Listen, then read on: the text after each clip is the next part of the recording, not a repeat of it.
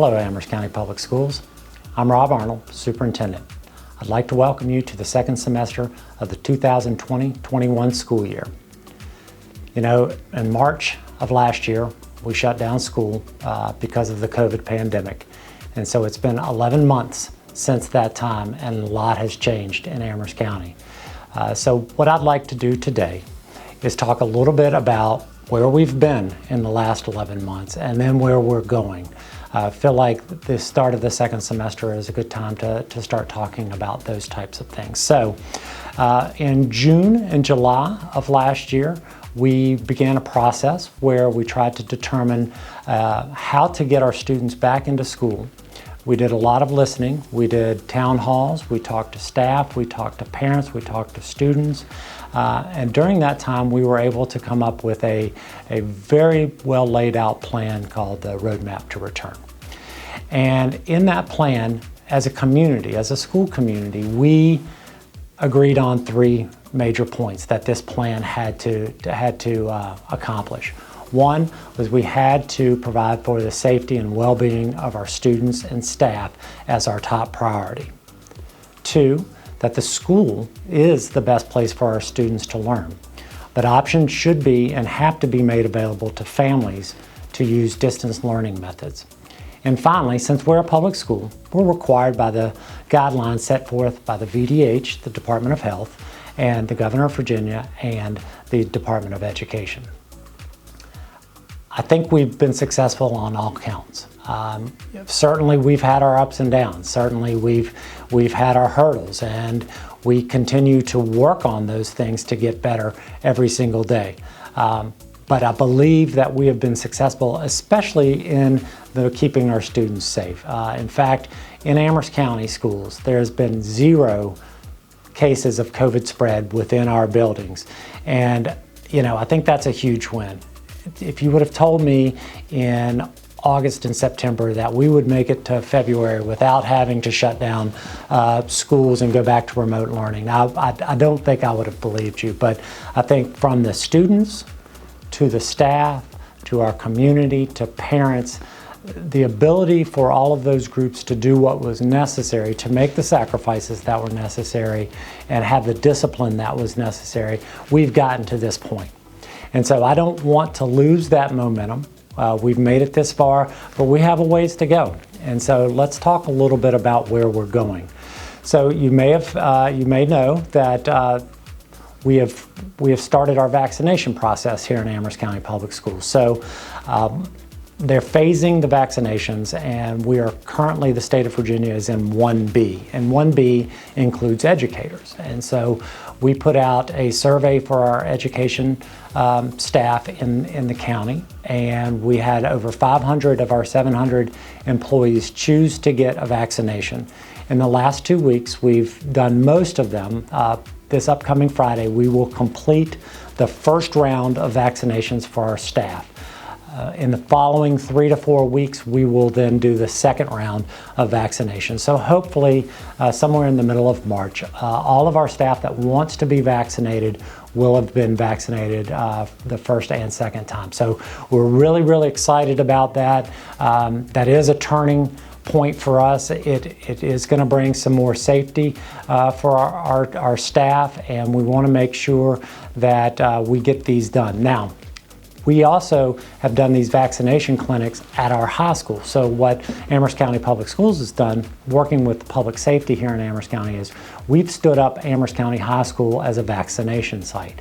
And so we're starting this with our staff first, but once we've completed that and we're allowed to start vaccinations for a larger population and the Amherst County population, we'd like to house that here and make it more user-friendly for folks, that they can get to our school and we can take care of the vaccinations here in Amherst. So we're really excited about being able to do that for the community.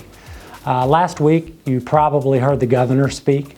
I think it's important for me to kind of lay out a little bit about what he said and how that impacts us. I think there's been a little bit of confusion around what he said, and so I wanted to clear that up. And so, as you know, Amherst County Public Schools has offered in-person learning since September. We are one of a few school divisions across the state that have done that. And as a matter of fact, there's well over half of the students in the state of Virginia that have yet to enter a school building. And so what the governor was trying to do by putting this March 15th timeline on schools to return to in-person learning, he wasn't speaking about Amherst County. He was speaking about all of those school systems who haven't given their students the opportunity to return to in-person learning. So nothing that the governor said as far as returning by March 15th changes what Amherst County Public Schools have done. We've always been ahead of the curve on that, and we will continue to remain ahead of the curve on that. The second element that he talked about was summer learning opportunities. Some of that got turned into year-round school. That is not what he advocated for.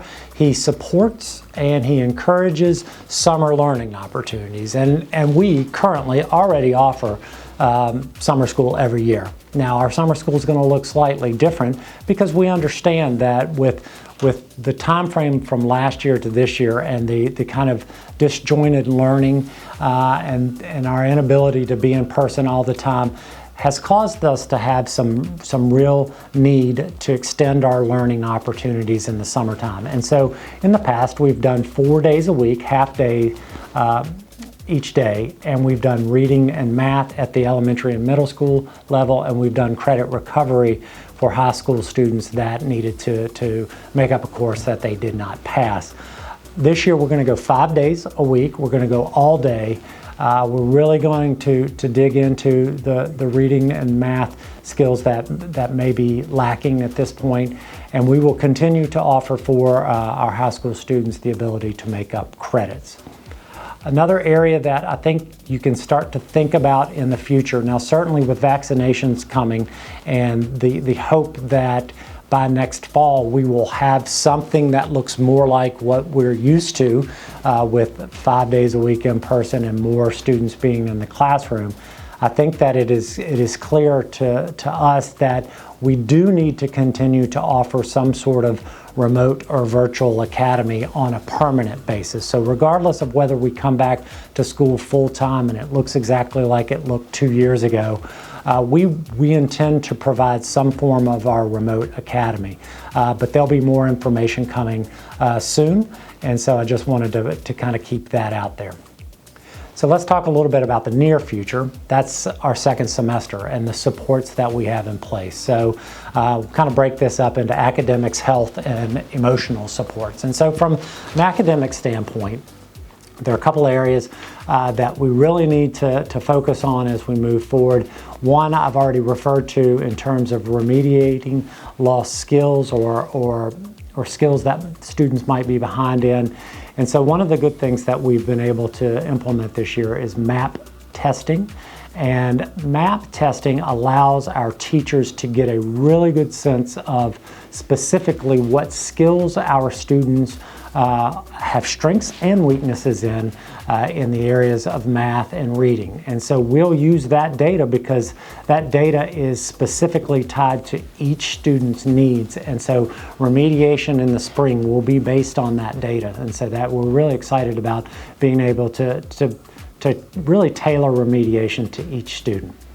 We want to also talk a little bit about in terms of our academic support, since this year technology has been one of the real needs to provide academic work to our students, and with technology always comes some sort of frustrations, whether it's internet usage or software that works some days and not other days. And so we've worked really hard on that throughout the year. We have currently distributed well over 200 hotspots to students. By getting those hotspots out, we have mobile units all around the county, and we have internet available at all of our schools. Because of that, we're really going to push to do more synchronous learning when your students are at home. And what synchronous learning means is that they would be online, whether it's Google, well, it would be Google Classroom, or Google Meet, where they would see their teacher would talk to them, and they would have a face-to-face interaction. And so we really want to push forward synchronous learning, but we really needed to have more internet capabilities, and we're starting to get that.